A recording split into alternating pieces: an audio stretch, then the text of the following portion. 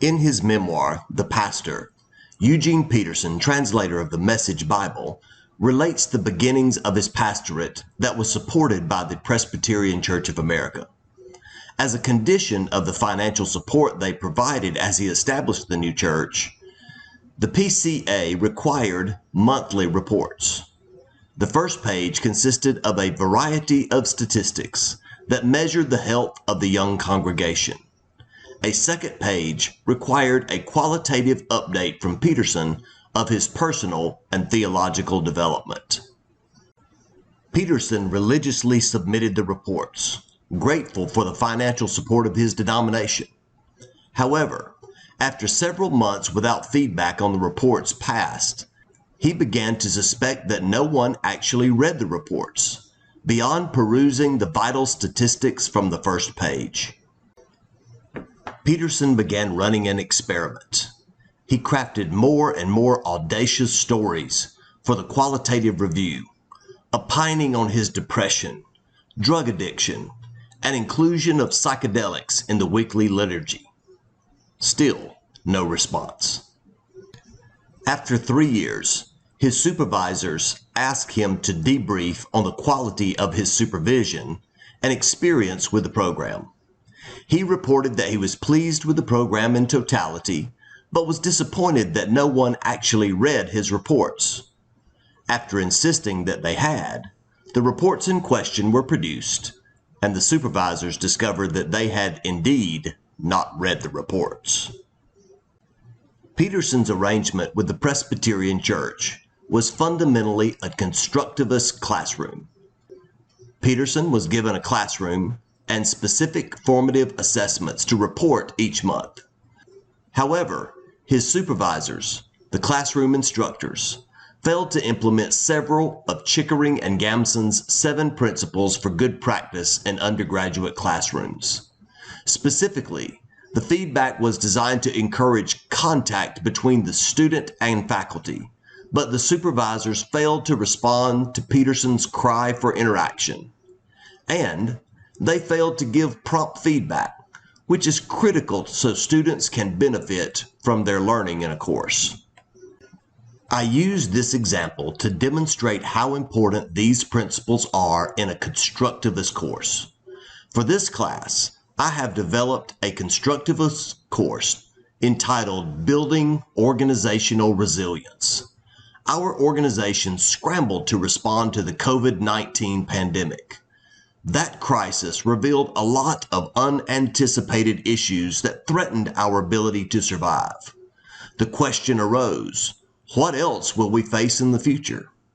This course is designed to address the existing issues that make an organization less resilient, build new processes and procedures that would make the organization more resilient, and develop a set of core values that are agreed upon by the leadership group. However, the goals of the course go farther. In addition to producing the 3 deliverables, the course attempts to establish an institutional habit that would redefine the company as a learning organization. And the course will also attempt to increase interdepartmental communication to break down organizational silos. The target audience for the course is the leadership team of an organization. This group influences everyone they supervise. If they construct a set of core values as a team, the values don't end up as a list on the wall that is ignored by employees, but they imagine specific ways to hold the organization accountable to those values. These are the ones who encourage cross-departmental communication, connecting the various parts of the whole. They are responsible for implementing policies and procedures that make the organization less subject to external shocks and more flexible for the unanticipated future. The course is imagined as a book club, using Lawrence Gonzalez's Deep Survival as the text. Deep Survival relates the stories of those who faced extreme circumstances, such as shipwrecks, mountaineering accidents, and plane crashes. However, after reading the stories, you discover that the book is actually about human resilience.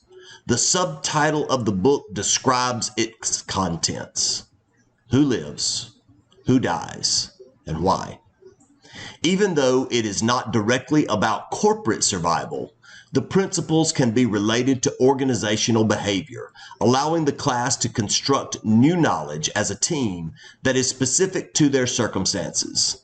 This construct is the opening attempt in creating a learning culture for the organization. Drawing from my course evaluation framework created in Module 2, I selected 2 measures to examine. First, I'll be measuring the number of book references made in the students' posts and responses in the learning management system. Using learning analytics to assess student behavior can improve meaningful learning. When assessing student performance, attitudes are best measured by the consistency of the students' choices of action. This selection is designed to measure the students' engagement with the material and how they are applying that engagement in their interactions with other students. The other students will see their lack of commitment to the process, feel like they're being taken advantage of, and give less. Measuring this is important to the health of a constructivist class. This develops reciprocity and cooperation among students, and it also communicates high expectations, both from Chickering and Gamson's 7 principles.